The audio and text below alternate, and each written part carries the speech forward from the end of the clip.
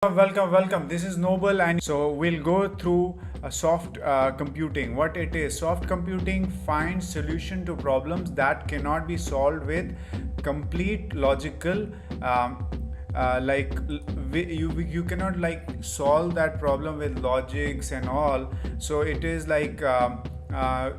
we'll go deep into it, understand how we can do it. Soft computing finds solution to problems that cannot be solved with complete logic, and where an approximate solution is often sufficient. Okay, sometimes not the exact solution, but sometimes that the approx solution is sufficient.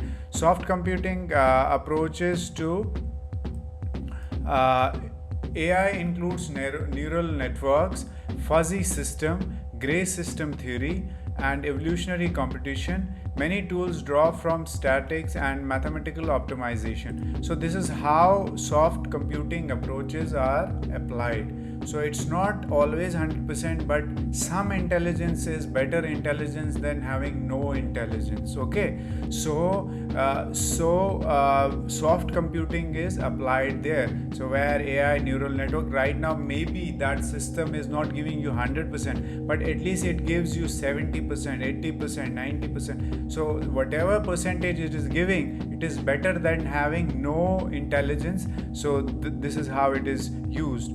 So then we'll go to interest in neural networks. Connectionalism was revived by Geoffrey Hinton, David Rumarther, and other in the middle of 1980s. The application of soft computing AI is the focus of subfield of computational intelligence. Okay, modern statistical AI is also form soft computing. Okay, so we use statics and all these science for machine learning, where we have a lot of data and we do data modeling, regression, and all these things, so that we get exact insight and then make decisions accordingly and solve the problems.